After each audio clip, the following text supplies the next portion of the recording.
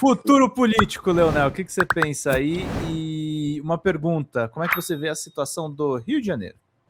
Olha, o Rio de Janeiro é uma situação conflitante, né? Aqui a gente tem um governador bolsonarista que foi vereador comigo, Cláudio Castro, que ele vem Conheceu da... ele?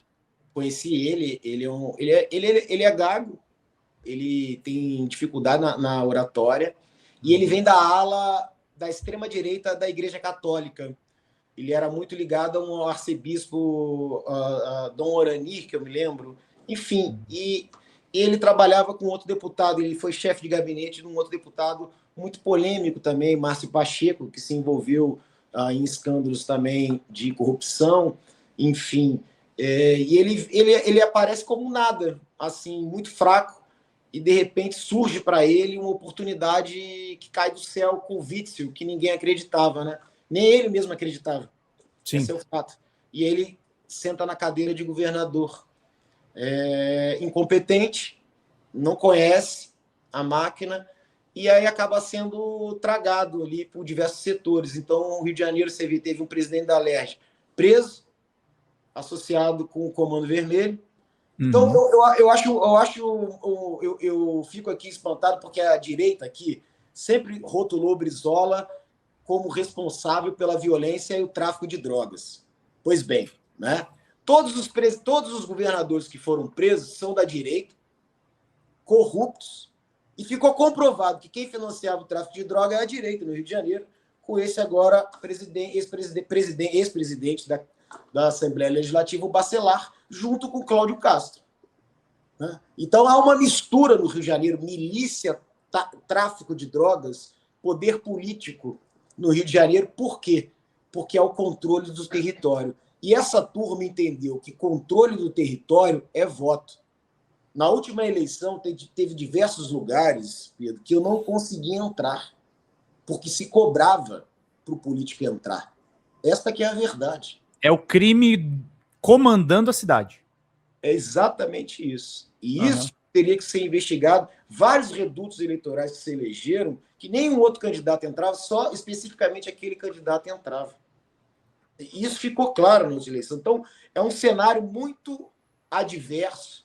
A esquerda, depois do Brizola, que praticamente morreu, não há uma figura competitiva. O PT não tem alguém competitivo. O PDT sequer existe. Né? Está na mão da lupicracia. O PCdoB, muito menos. E o PSB também muito pequeno. E há a figura do Eduardo Paes, que se sobressai na prefeitura, naquele jeito meio carioca de ser, embora tenha a questão da especulação imobiliária andando e marchando junto com ele, tratando a cidade portuária, fez obras importantes na Zona Oeste, uma zona da classe trabalhadora, onde a maioria vive, é mais pobre de fato, né? Tem o apoio, que diz que se lançou candidato agora a governador e diz que vai apoiar o Lula, e é importante esse apoio, porque ele é o único candidato que tem condições de enfrentar e vencer o bolsonarismo. Embora ele tenha feito aliança com o bolsonarismo lá atrás. Né? E ele acabou sendo rejeitado também pelo bolsonarismo. Né? Ele tem vantagem, de fato, sabe fazer eleição como ninguém no país. Talvez seja o cara que mais sabe fazer eleição, campanha política no Brasil. Ele é muito bom nisso. Sabe administrar e sabe preparar o próprio tempo e a administração disso aí, nesse sentido da corrida eleitoral. É um franco candidato favorito ao governo do Estado. Não vejo outro candidato que possa ter um grau de competição com ele. Talvez ele possa ganhar até no primeiro turno. Ele tem dificuldades no interior. Do Cláudio Castro? Como é que é? Ganhador Cláudio Castro, você acha, no primeiro turno? O Cláudio Castro tem uma questão que vai acontecer agora no Rio de Janeiro. O Cláudio Castro vai se desincompatibilizar para ser candidato a senador. Né? Vai assumir o vice dele, que é uma pessoa mas não é do métier político. Mas ninguém quer que ele assuma. Né? Querem que assuma o presidente do Tribunal de Justiça, convoque uma eleição que a Assembleia Legislativa elege o governador. Aí surgem duas figuras. Uma ligada ao bolsonarismo, do Flávio Bolsonaro, eu esqueci o nome, não sei se é o Poubel ou o outro agora, que é muito ruim. E tem a figura do PT, que é o Siciliano, que é uma figura interessante, que já foi presidente da Assembleia e foi candidato a senador na última, né? E teve um papel de destaque. E ele pode, de fato, ali dentro de uma conversa, ser o próximo governador nesse mandato tampão, né? Aí tem que ver a figura do Kassab e o PSD. Para onde que vai o PSD? Porque é ali que está o Eduardo Paes e a turma do Eduardo Paes. Se o PSD vai embarcar no palanque do Bolsonaro, do Flávio Bolsonaro, ou vai ser o Tarcísio, o Eduardo Paes vai ficar numa saia justa, né? Sim. Como é que é isso? Como é que é isso? O Kassab apoia o Lula e o oponente do Lula? A ideia é essa? Pois é. Como é que vai ser essa? Lembrando que aqui o antigo presidente da Assembleia, que faleceu, o Pisciani, né? Aécio, ele rompeu, ele era PMDB, e ele rompeu uma parte do PMDB e fez a chapa Aécio, enfim, junto com ele, né? Fez uma chapa com Aécio, né? Aezão, como se fosse o Pezão, me lembro agora, perdão, o Pezão, que era o candidato, ele pegou uma ala, botou o Pezão para apoiar o Aécio e apoiar a Dilma também. Naufragou porque, claro, o Aécio era muito ruim, que talvez seja o caso agora. Tem que saber, tem que somar essa parte ainda que não está clara.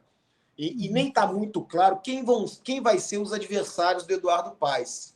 A Baixada é uma situação complicada, porque ali está na turma bolsonarista.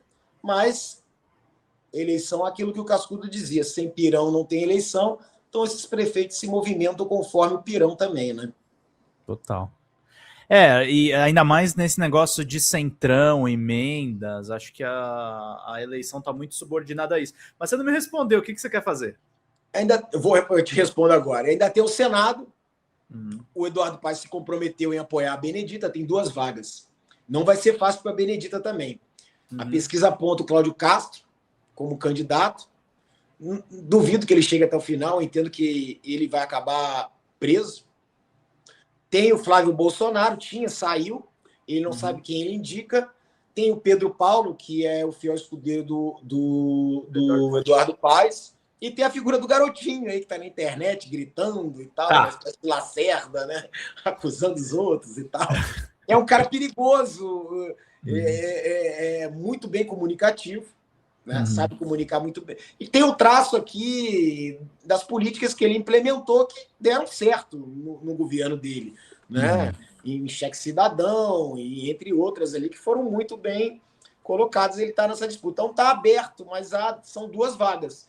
Então esse tabuleiro tá muito aberto. Eu vou fazer a campanha do presidente Lula, não pretendo ser candidato, quero colocar todas as minhas forças para eleger o Lula no primeiro turno, porque entendo, Pedro, que essa é uma eleição importantíssima para o Brasil. Se não a mais importante. Claro que o futuro sempre à frente, mas eu entendo que essa é uma eleição que a gente não pode perder. Você tem gostado do seu papel como presidente da Associação Cultural? Tem atuado mais nessa questão dos bastidores? Sim, eu tenho trabalhado porque isso trabalha no resgate da memória, né? Quando o Silvio Tender fez o filme do Brizola, isso parte de um resgate, né? A gente trabalhou nesse sentido de resgatar. Eu acho que a gente precisa cada vez mais, porque o Brizola dá vários filmes, né? A primeira reforma agrária exitosa daria um documentário, né? A campanha de alfabetização no Rio Grande do Sul, com mais de 6.500 escolas, daria um documentário. A própria campanha da legalidade, que já tem documentário, tem até um filme com a Cléo Pires, né, e tal, que foi bem bacana o filme. Me esqueci o nome agora, e tal.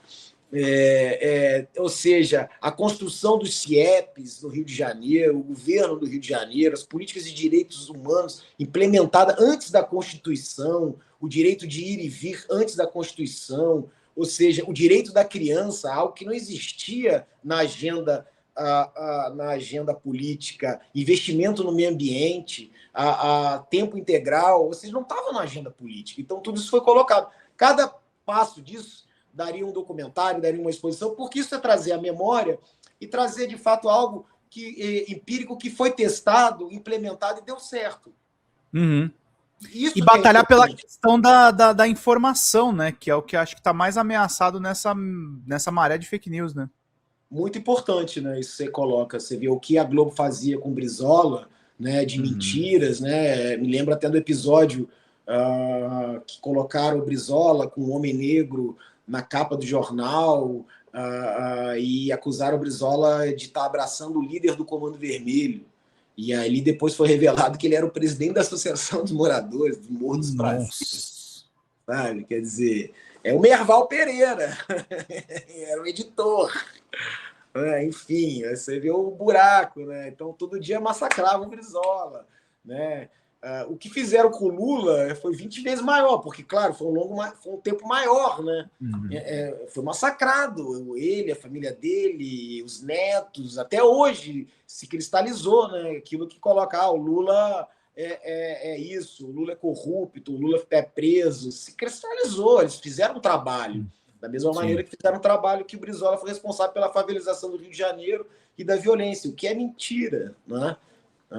O que de fato Uhum. esses dois fizeram, né, que se entrelaçam na história, é justamente isso. Sofreram, né, na infância com a miséria, né? Sim. Sofreram na carne, e quando chegaram e tiveram oportunidade, colocaram o orçamento, né, que é o orçamento do Estado, para aqueles que mais precisavam. É isso que a elite brasileira não aceita. Sim. A elite brasileira nunca vai aceitar, né, Leonel? Um presidente retirante, nunca vai aceitar uma pessoa que foi perseguida pela ditadura militar, ainda mais essa mídia. Fala galera da Folha TV, não se esquece de se inscrever aqui no nosso canal para assistir programas como Folha Notícias Manhã, Folha Notícias Noite, o nosso Folha Entrevista e o nosso Barzinho das Meninas. Muitas coisas bacanas a gente acompanha por aqui e a gente precisa muito, muito do apoio de vocês para nosso trabalho jornalístico, investigativo, de curadoria de conteúdo, com vocês ajudando no nosso Pix, folhademocrata@gmail.com, ou mandando superchats, valeu demais, e os recursos financeiros, tornando-se membro do nosso canal, no nosso curso de jornalismo básico, para você ficar muito bem informado a respeito de tudo. Queridos e queridas, muito obrigado pela presença de todos vocês. Vida longa e próspera. Cuidem-se, cuidem dos seus, e não esquece de se inscrever aqui na Folha TV. Até mais!